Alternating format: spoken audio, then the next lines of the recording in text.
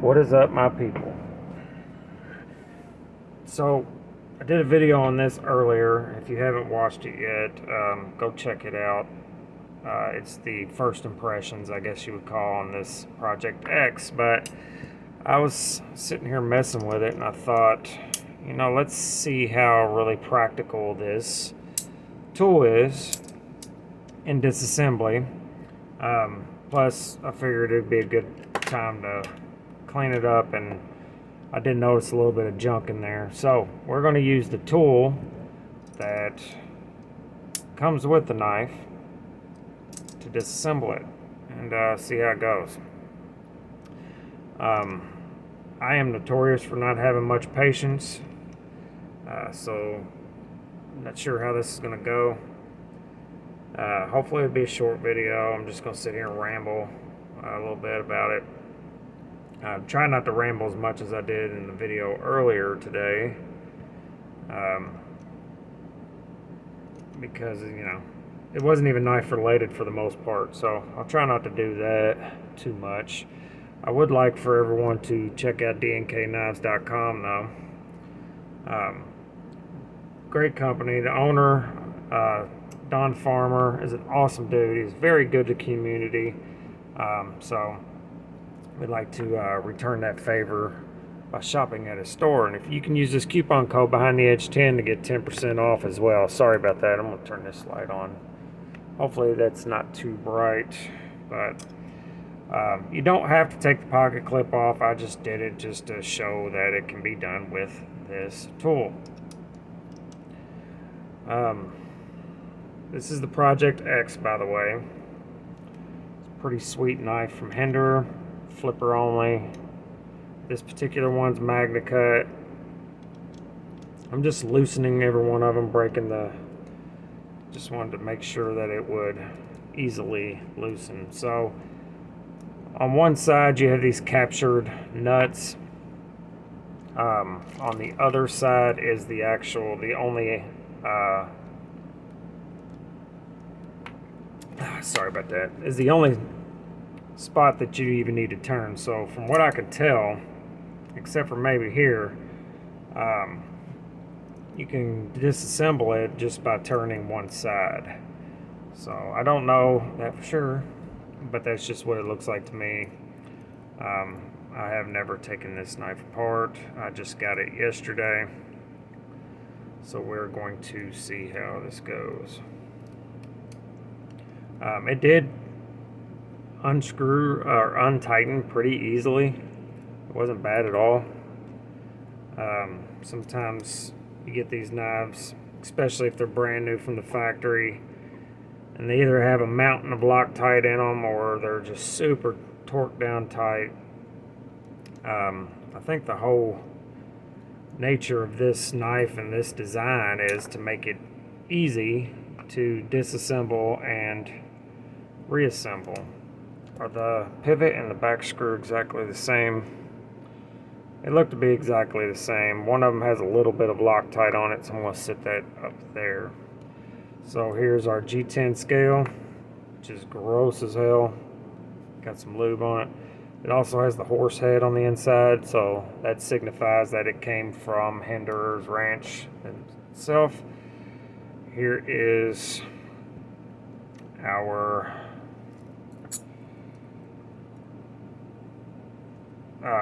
titanium liner, also pretty gross. We will set that to the side. It is a solid liner, there's nothing on it. We have this big standoff. I'll set it to the side here, and I noticed that this nut is not actually a nut. It is the female part of like a Chicago screw style. It's just captured by the nut, so it gives you what it looks to be, and look, it fits right in that on my pad. What it looks to be a nut. All right, blade. Here's our stop pin. I have the bearings on one side there. Here's the bearings for this side, and it's pretty gross in there. It's been looks like it's been lubed up quite a bit.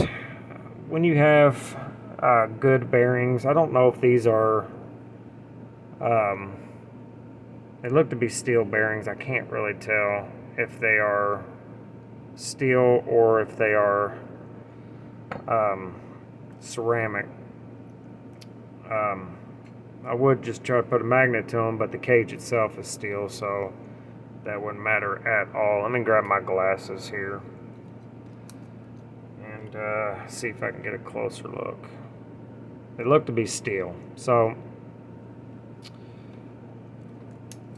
no big deal. Doesn't really matter to me. I do obviously prefer the ceramic ones. That would be optimal, but they're not, so it doesn't really matter. Here is our pivot, which is also, again, basically the female end of a Chicago style setup. I'm going to keep that one up here because I don't know if it's different than the one that was down here, so it's just a good general idea. They look the same and they look very similar, but I don't know for sure. So yeah, so just cleaning it up a little bit here. I don't see a race in here, but it may have one built in and I just can't. So, yeah, it does. Looks like it has a race, a stainless steel race in there for them bearings to run on, because if it was just on naked titanium, over time it would wear it down. The detent ball feels good. It's not flattened or anything, so that's awesome. So basically here it is disassembled. It was quite easy with this tool. I'm gonna go ahead and reassemble it. Relatively quick, easy process, so that's pretty sweet. I am going to add just a smidge of this Gunny Glide, but not much at all. I'm just gonna apply it to the blade itself, though. I'm not gonna. A little dab there. I may have probably used a little too much, but whatever. I actually didn't even clean this thing. So this little divot here, that's where our detent holds in the closed position. As you can see, the stop pin moves in this track here for in the open and closed position, which is what I figured it did. Alright, we're just going to sit that there like that. Go ahead and put this back on the other side here. Make sure it is captured, and it is. Go ahead and drop this other, I did put some, yeah, I put some in there. Go ahead and drop this other bearing back in there. This giant, you know, it looks like a thread barrel. This giant spacer here back on there. Put our liner back on. So yeah, really, man, this thing comes apart and goes back together very easily. Here's the one for the back. Just as long as you have a flat surface, looks like it's pretty, holds together pretty easily. Sometimes, like in the case of some Spydercos, they're such a pain in the ass because you need 5 hands to hold the daggone thing together to get everything lined back up.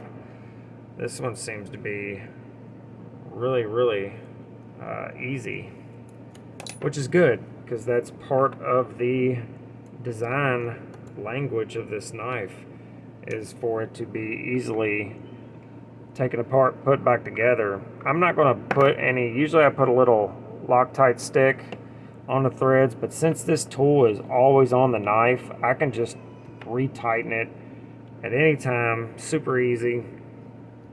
So I'm not going to even bother with that, because at any time, if I feel that it's loose, I can just pop it out, give it a quarter turn or whatever it needs, and tighten it back up fairly easy.